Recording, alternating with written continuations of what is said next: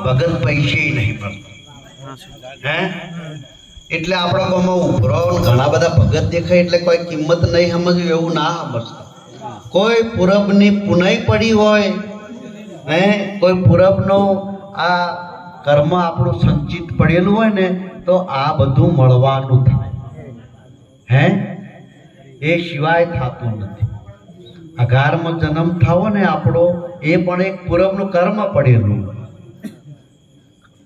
કર્મથી જ બધી જ આ બધી ગોઠવણ એક કર્મના સિદ્ધાંતના આધારે છે આપણે આ ભગવાનના સાનિધ્યમાં આવીને બેહવું રાતે અમે 1 વાગે ભજન કરીને ઓકણ આવવું પડ્યું એ પણ અમારો પૂરબનો લેખ પડેલો હોય અને આપણા સૌનો ભાવ પણ છે ને થાય ભાવનો મેળ આપો ને એ પણ પૂરબની કોઈ એકબીજાને લેણ દેણ કોઈ નહીં ઘણું કહો કે તમારો હશે તે તમારે આપવું પડ્યું ને એ વાત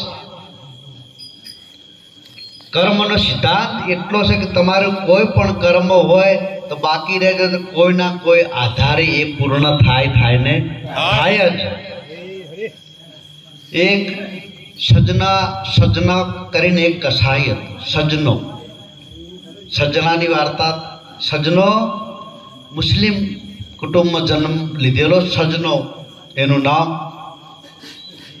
એ કસાઈનું કામ કરે અને એના બાપા નાનપણમાં ગુજરી ગયા એટલે હવે આ તો દીકરો કસાઈના ઘેર એનો બાપડાનો જન્મ થયેલો હવે એને ના કરવું હોય તો એ આ તો કરવું જ પડે ને કર્મ કર્યા સિવાય રોટી શી રીતે મળે એટલે અને કસાઈની દુકાન ચાલુ રાખેલી પણ ઓનું પૂરબનું સંચિત પડેલું કોઈ પણ જો પૂરબનો જીવ હોય ને હે એ જેમ હોય એમ પ્રગટ થાય હે નથી પેલું સંતોની એક સાખી કે સંત બીજ પલટે નહીં ભલે જુગ જાય અનંત ઊંચ નીચ ઘેર અવતરે પણ એ આખીર હોય સંતનો સંત સજનો પૂરબનો કોઈ અંશ હશે અને કહેના ઘેર જન્મવાનું થયું કોઈ પૂરબના કર્મના આધીન પણ હતો આર્યો કોઈ સંત ગતિનો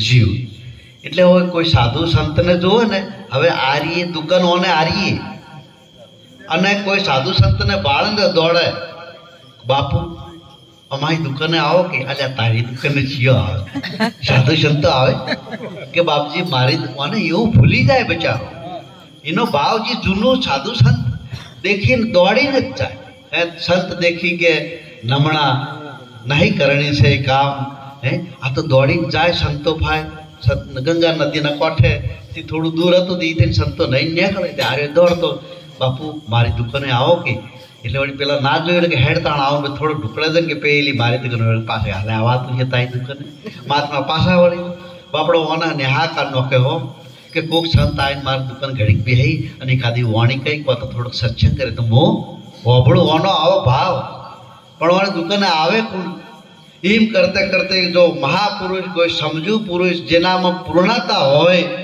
એને કોઈ દેખાતું આવી બધી કોઈ વસ્તુ નજરમાં નથી આવતી આ બધું લુપ્ત થઈ જાય કોઈ નાતી નહીં રહેતી કોઈ જાતિ નથી ને રહેતી કોઈ જાતિ કે ભાતિ એ નહીં રહેતી કોઈ પુરુષ કે સ્ત્રી જેવું વર્ણ નહીં રહેતું હે લિંગને ભંગનો કે તમે કરો નિવેડો પાનબાઈ પછી તમે આવો મેદાનની મોય હે આવું બધું ટળી જાય જેનામાં આ બધી કોઈ વાત ન હોય એવા મહાપુરુષને એક દાડો ભેટો થઈ ગયો ભેટો તો કે બાપુ મારા અહીંયા આવો કે ઘડીક બેહો કે એટલે પેલાને કે પ્રેમી પુરુષ છે હેડ આવો આવી કે બાપુ પેલી દુકાન મારી મેં તો ઘણા સંતો લાયા પણ આટલે આવી દુકાન ઉતાડું એ કે આવતા પાછા કે વળી અરે હેડ હું આવું હે મહાપુરુષ હતા એમને તો એનાથી શું લેવા દેવા તારે ગમે તે હે એના ભાવને જોઈ અને જ્યાં સદના તો અંદર તો બેહાય એવું હોય નહીં બાર પગથિયા ઉપર એક કોથળો પાથરો બાપુ આટલે બેહો બાપુ બેઠા થોડી વાર એક બે સાખીઓ કીધી હે અને એને કીધું કે થોડી સંતો વિશે વાતો કરી એમ કરતા કરતા મહાત્માની દુકાનમાં નજર પડી દુકાનની અંદર જોઈએ જઈ પાછા અને આ સત્સંગ કરતા જઈ તો જે જોખવાના પથ્થર હતા ને જોખવાના અને એ શાલિંગ બાટ હતા ને એ શાલિંગરામના પથ્થર હતા. શાલિંગરામ પથ્થર હતા એટલે મહાત્માએ જોયા કે હું તને ભજન બે સંભળાવું પણ તારે હું માગવું એ આલવું પડે. પેલા સાધુ કહી એટલે કે બાપુ માર ભાઈ હશે ને તો આલ્યા વગર રહ્યો નહીં. જો મારી જીવન છે તાર ભાઈ છે એટલે માગું છું. મેં જોયું તાર આલવું પડે કે બાપુ આલ્યું. બે વાણી મહાત્માએ સંભળાઈ અને કે પેલા શાલિંગરામ રે તારે જોખવાના બાટ કીધા. શાલિંગરામ ના કીધું પણ બાપુ ઓળખી ગયા કે આ શાલિંગરામ ચો આઈને ભળાઈ ગયા હે કે વાયન હું છોડાવું મહાત્માના મનમાં કે હું આ લઈ જઈ ગંગા નદીમાં પવિત્ર સ્નાન કરાઈ અને એની પૂજા આરતી થાય. ઓય અદાડો આવ્યો છે પથ્થરનો હે કે બાપુ આલી દીધું. બાપુ ભજન કરી કે તમે પેલા પથરા છે તારે બાટ તોડવાના એ મને આલે. એવો હોય તો કે હું તો બીજા લાવ્યો. એમ કરીને મહાત્માને જોડીઓ અડાય તો ના જોડીઓ પોળી કરી નોશામ હોય. મહાત્મા આ જોખવાના બાટ લઈને હેડ્યા. સજ્જનોએ રાજી થઈ ગયો બેઠો. મહાત્મા હતા એ ગંગા નદીના કોઠે જઈ શાલિંગરામ કાઢ્યા. ગંગા નદીનું પાણીથી સ્નાન કરાયું, દૂધથી સ્નાન કરાયું, પવિત્ર કર્યા અને એમ કરતા શાલિંગરામ પવિત્ર થઈને અને પૂજા કરવા બહાર મેલ્યા લેણમાં. આરતી પૂજાનું શરૂઆત કરી. શાલિંગરામમાંથી અવાજ આવ્યો હો અવાજ આવ્યો કે મહાત્માજી મને તમે હતા એ કણ પાછા મેળવા આવો. મને તમારા ફાહણ ફાવતું મને જેવું સજના ફાય ફાવતું તું ને એવું તમારા ફાય મને ફાવતું મને હતા એ મેલી જો. પેલા મહાત્મા કે ભલા મોણ એવા કહે વાળાથી હું તમને સોડાઈને હોય લાયો અને તમે આવું બોલો. પણ કે સજનાની ભાવના કોઈ જુદી હતી. કોઈ પૂરબનો મહાન એ હંસ છે અને અમને એના હિતમાં ફાવતું હતું ને એવું તમારા ફાણ ફાવતું. તમે ભલે ને પૂજાયા કરો ને ગમે તે પણ એનો પ્રેમ કોઈ જુદો હતો. હે જીવનમાં અંતરમાં આપણે સચ્ચાઈ ભાવ ભરેલું આપણું અંતર હશે ને તો ગમે તેથી ગમે તે વસ્તુ તમારે પ્રગટ થઈ જશે. હે હા થઈ જશે ને મળી આવશે. એમ કુદરત તમે ભેટો કરાવી દેશે. પ્રેમ ને વશ થયા રાજી રે એમાં શું કરે પંડિત ને ગાજી. બાપુ કીધા હવે તમે કહો તો આવા વેલવા પાછા. બાપુ એ થેલા ભર્યા પાછા ગભે ઉપાડી સજનાની દુકાને મહાત્મા પહોંચ્યા હો. સજનો કે બાપુ ચમ પાછા આયા હે કાલ તો જ્યાં તા તમે. સજના તારા એકણથી જે હું પથ્થર લઈ ગયો ને એ શાલિંગરામ હતા. એને નથી ખબર પણ બાપુ ચોખવટ પાડી શાલિંગરામ હતા એટલે હું લઈ ગયો એની સેવા પૂજા કરવા. પણ શાલિંગરામ બોલ્યા હે કે અમને હતા એ કણ મેલી જો અમને તમારા ભાઈ ફાવતું એટલે ભાઈ કે હું તને પાછા ઉપરત કરવા આવ્યો. સજનો કે બાપુ મેલો તા એ બાજોટ ઉપર એનો પાટલો હતો એના પર મહારાજે મેલ્યા.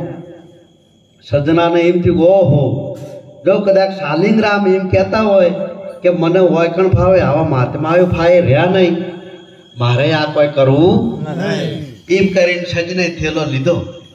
હે થેલો લઈને શાલિંગરામ મેલી થેલામાં. સજનો કે આપણે હોયથી હેડો દ્વારકાના દર્શન કરવા.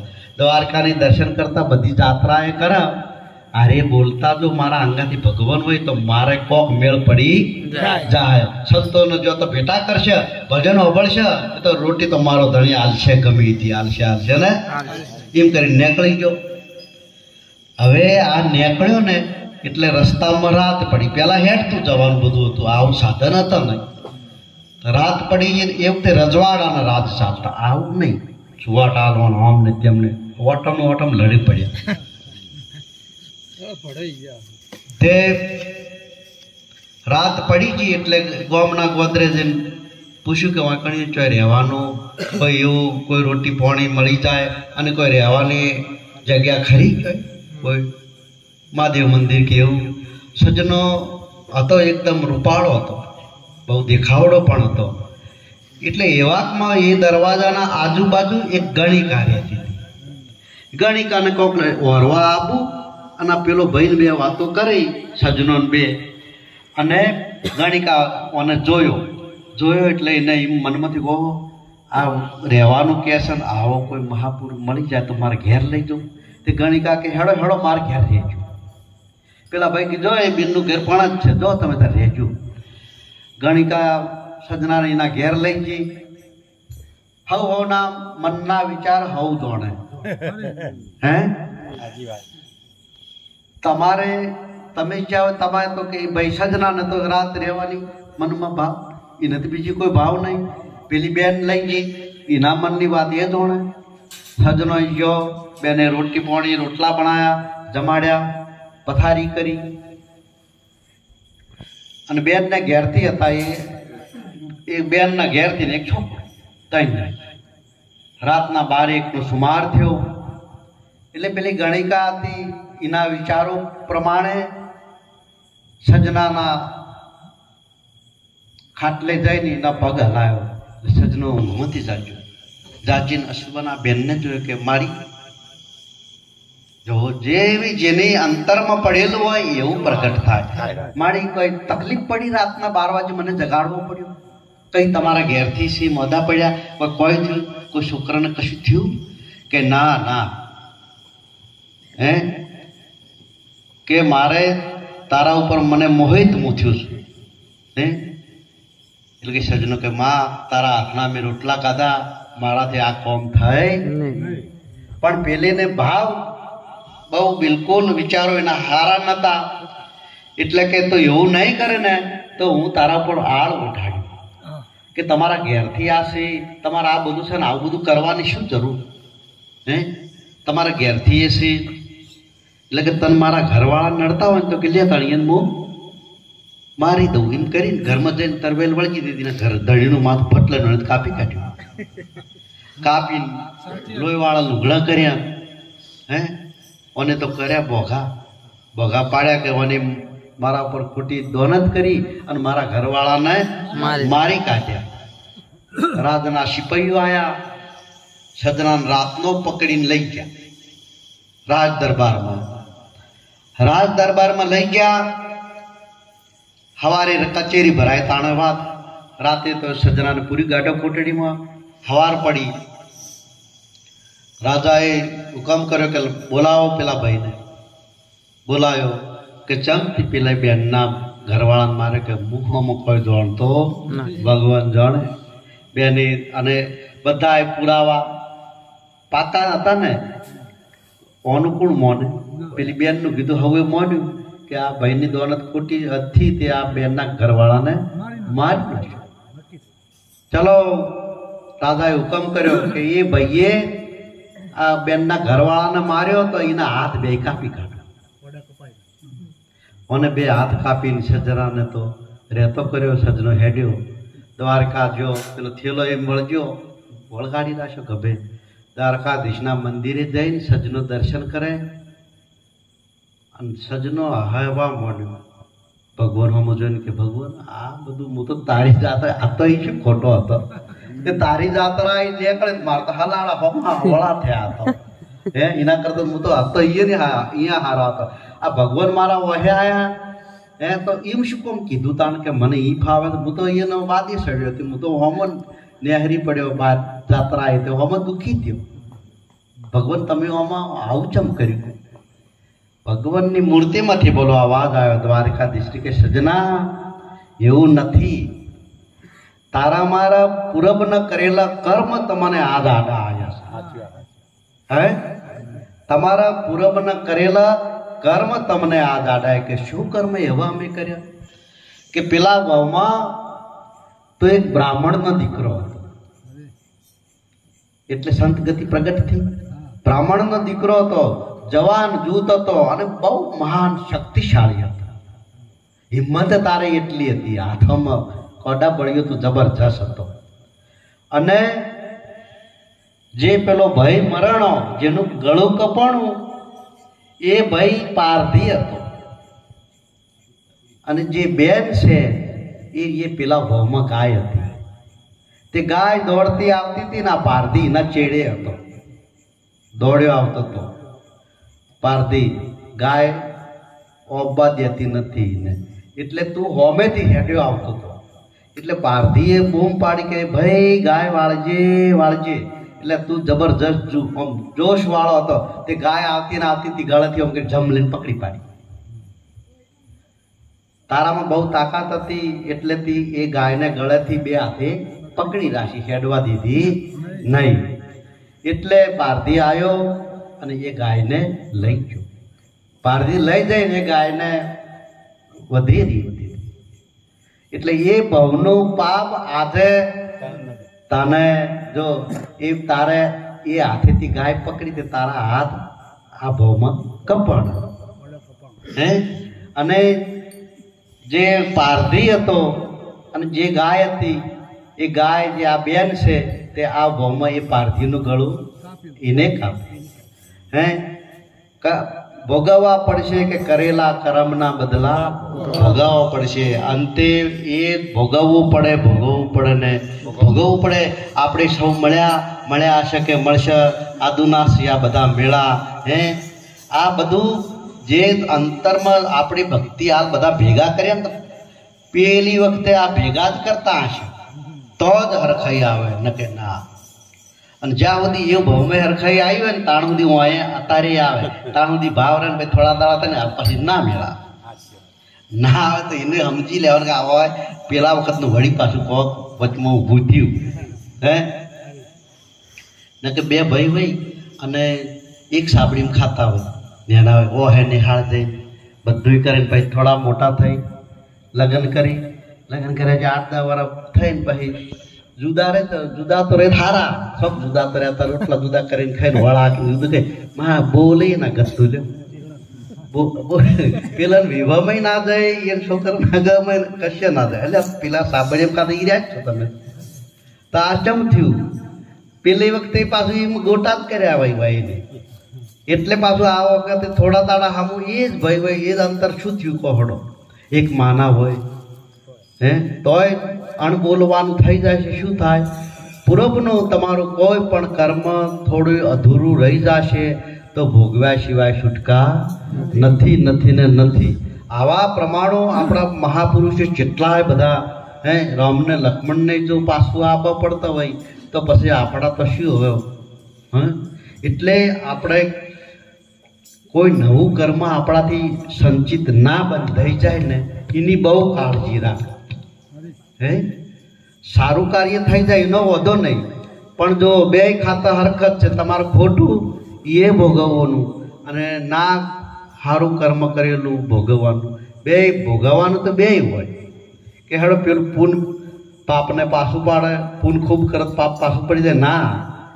પાપ આવી ચડે ને ટેમે તાવ આવી જાય તો દવાખાનું આવી જાય એટલે સમજી લેવાનું આપણું ચોકનું પાપ આડું આવી ગયું. અને વળી મોજ આવે એટલે સમજી લેવાનું વળી ચોકનું પૂન આવી ગયું. ચોક કોકને કોક ખવડાવ્યું છે કે કોક કર્યું છે એ વળી થોડા દાડા લહેર કરાવે હે. આ બધું એ કર્મની ગતિ છે. પણ મહાપુરુષોનું કેવું માનવ જન્મમાં એક વસ્તુ એવી છે હે. હમણાં ભગત ભજન કીધું છે સત ભજન કા તમે કરી લે ગુજાર હે. મેરામાં સદગુરુ મોય બોલે હે. આ સત ભજન જે જાણવાનું છે સત ભજનને પારખવાનું છે. સત ભજનની ઓળખ કર્યા વગર જો આ જન્મમાં જતા રહ્યા તો તમારે 1,84,000 વર્ષ ફેલ જાય હે. એટલે બસ માનવ જન્મમાં મોટામાં મોટી એક જ વાત છે કે સત ભજનનો તમે ગુજારો કરી લો હે. અને મેરામાં તમારામાં જ એ સમાયેલું ભજન વસ્તુ એ તમારા એ જાણી અને ના જાણે એ અત્યારે મૂર્ખ કીધો હે. સંતોએ ની ભાષામાં એને મૂર્ખ કીધો ગમાર કીધો કે આ જાણ્યા વગર જે જતા રહ્યા એ ગમાર કહેવાય છે. એટલે બહુ એ વસ્તુને જાણવા જેવી છે.